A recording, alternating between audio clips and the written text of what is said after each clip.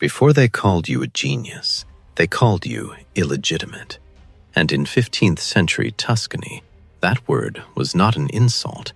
It was a ceiling placed above your head before you even learned to stand. You are born in 1452 near the village of Vinci, not in a palace, not in a scholar's house. You are the son of a notary and a peasant woman. You do not inherit status. You do not inherit certainty.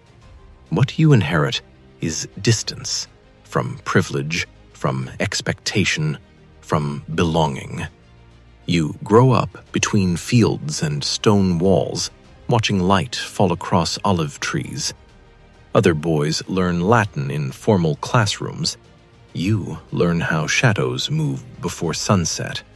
You notice how water folds around a rock, how birds tilt their wings before landing. You do not yet know that this habit, this relentless watching, will define your life. There is no university waiting for you, no clear path. Your father acknowledges you, but you remain outside the legitimate line. You understand early that doors will not open automatically. So, you begin to open the only door available: attention. You sketch, not to impress, but to understand. You draw hands, plants, faces. You are less interested in beauty than in structure. Why does a smile change the entire face? Why does a shoulder rise before anger speaks?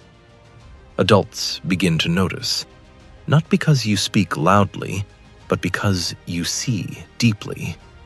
And one day, your father takes your drawings to Florence, to a workshop, to a man named Andrea del Verrocchio.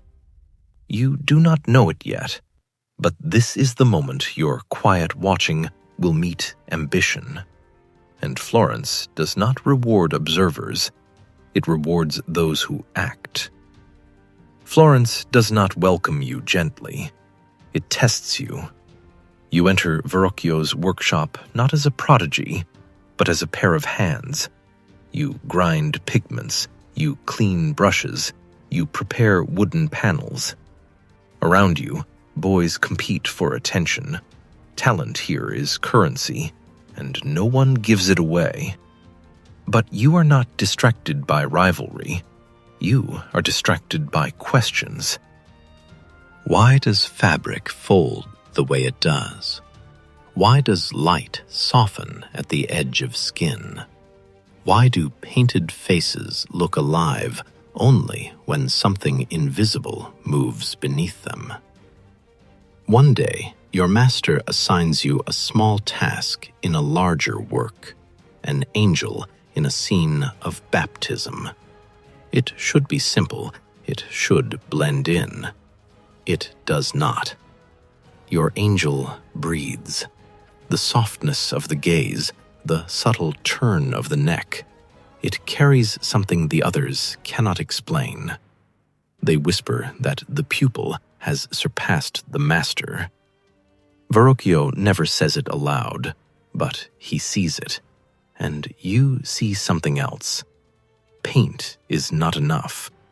To paint life, you must understand life. Beneath the skin, there is structure, and you decide to look for it. You begin to understand that beauty is a surface, and surfaces lie. At night, when Florence sleeps, you walk where few artists dare to go, into cold rooms where bodies rest without names. You are not driven by morbid curiosity. You are driven by precision. If a hand trembles in fear, what muscle tightens first? If a man smiles, which fibers pull the lips? You dissect in silence. You draw what others refuse to see. Tendons like ropes, the architecture of ribs, the mechanical poetry of the heart. You realize something unsettling. The human body is not mystical. It is engineered. and if it is engineered, it can be understood. This knowledge changes your art. Faces gain weight, gestures gain intention. Your figures no longer float, they exist. But there is danger in this pursuit. The Church does not celebrate curiosity without limits. You must balance reverence with rebellion. You must appear devoted while privately dismantling creation to comprehend it. The more you learn, the more restless you become. Because if the body is a machine, what about flight? You begin sketching wings, and for the first time, your ambition rises above the earth. Florence sharpens you. Milan tests what you are worth. You write to Ludovico Sforza, not as a painter, but as an engineer. You list weapons before you mention art. Bridges that can be assembled in hours. Fortifications that resist cannon fire. Machines designed to intimidate before they destroy. You understand something essential. Rulers fund usefulness, not beauty. Milan receives you. In the court of Sforza, talent becomes strategy.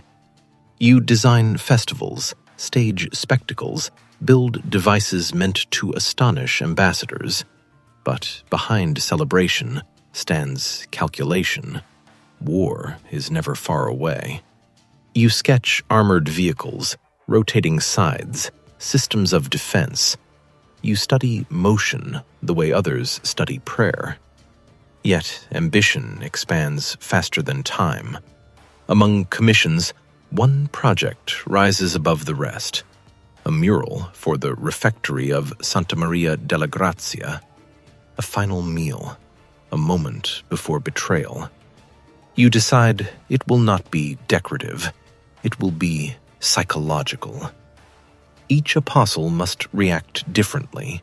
Shock, denial, suspicion, fear. But experimentation has a cost. You reject traditional fresco technique. You want more control, more depth, more realism. And in choosing innovation over tradition, you set something in motion that cannot be undone. Because the wall will remember your decision. You stand before the wall and hesitate. A true fresco demands speed. Wet plaster does not wait for doubt.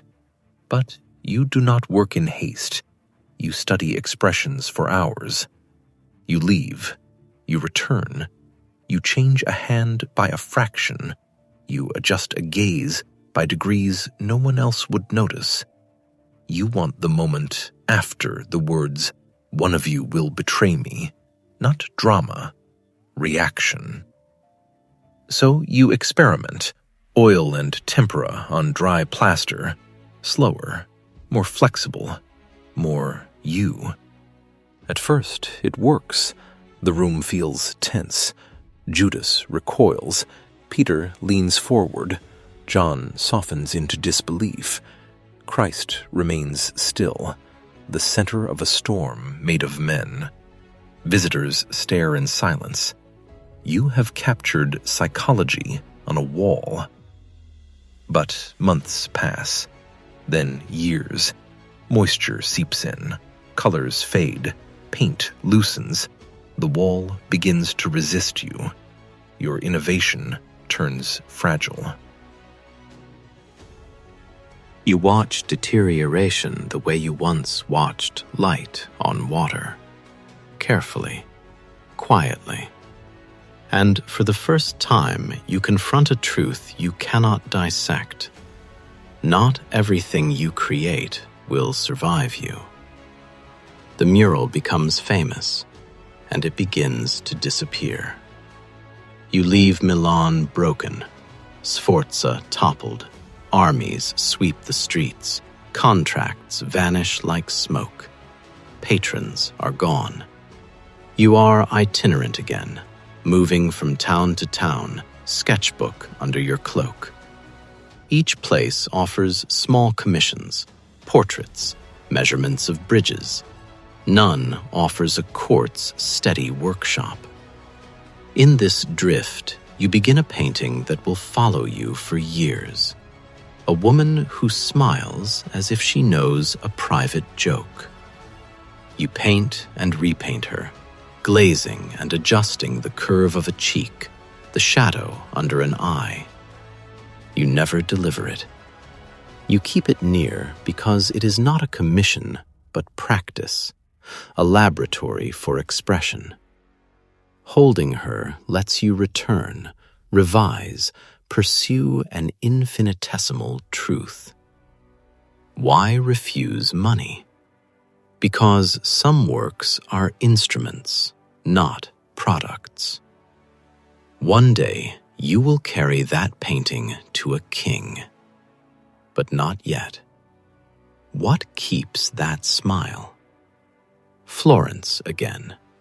But this time, you are not the unknown apprentice. You are established, respected, studied. And yet, the city whispers another name, Michelangelo. You are older, measured, analytical. He is younger, fierce, carved from tension. Where you layer glazes, he strikes marble.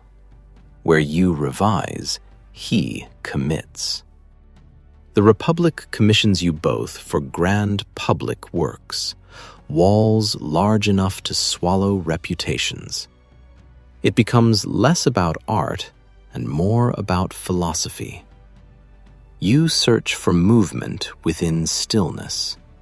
He traps power inside stone. You believe truth is discovered slowly. He believes truth is forced into existence. Crowds compare, patrons calculate, assistants gossip. But rivalry sharpens you.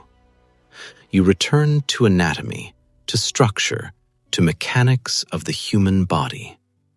If he reveals strength, you will reveal intention. If he sculpts heroes, you will dissect thought itself. And yet, neither mural you begin in this competition will be completed. The city waits. Time moves. And once again, you start something monumental and leave it unfinished. You begin to write as obsessively as you draw. Pages fill in a handwriting that runs from right to left, a mirror to people who will hold them later and tilt them to read. It is not showmanship. It is privacy. You sketch pulleys and wings, hydraulic systems and proportions, laws of motion long before they find names. You test ideas on scraps, a feathered wing next to a study of river currents, a soldier's harness beside a careful drawing of a child's hand. Your notebooks are not diaries, they are experiments trapped on paper. You understand something that unsettles you. Knowledge spreads faster than control. If an invention is shared without context, it becomes a tool for someone else's use. So you hide as much as you reveal. You tuck inventions between botanical notes, encrypt measurements in drawings of teeth. You do not publish, you archive.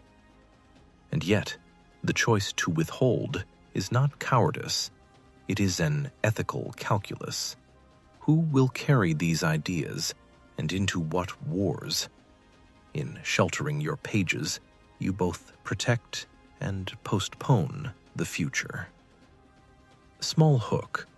One of these hidden diagrams will survive longer than any of your finished paintings, but not because you meant it to.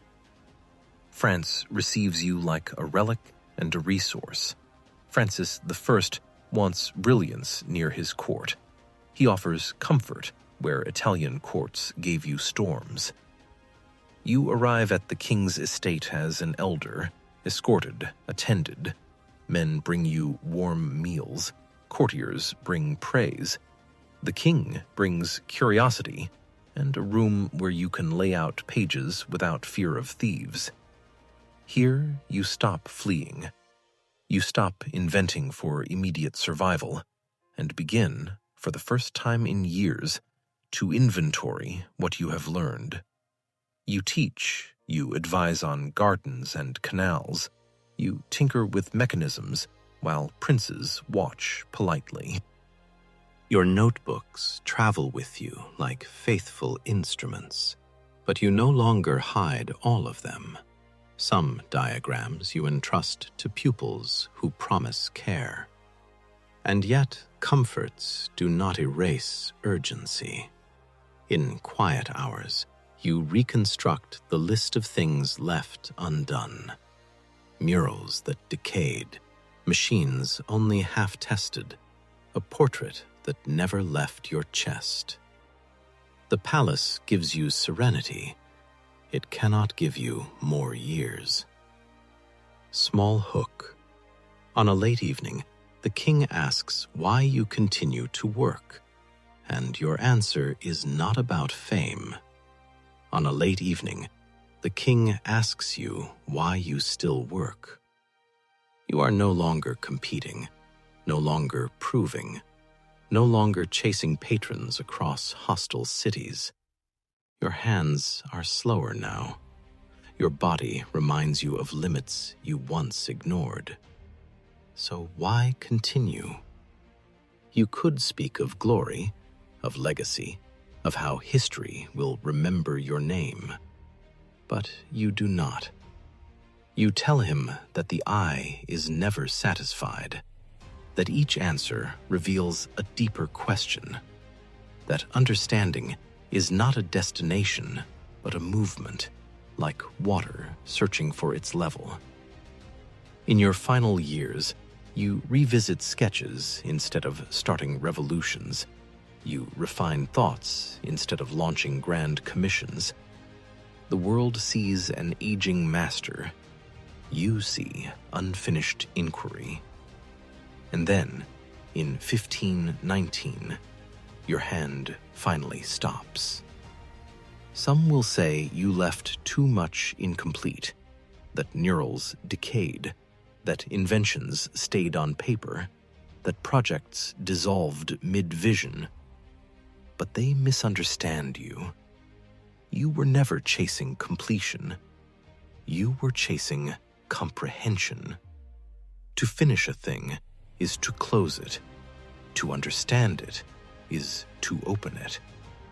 You did not leave fragments because you failed. You left fragments because you refused to pretend the world was simple enough to be finished. And that is why they called you genius.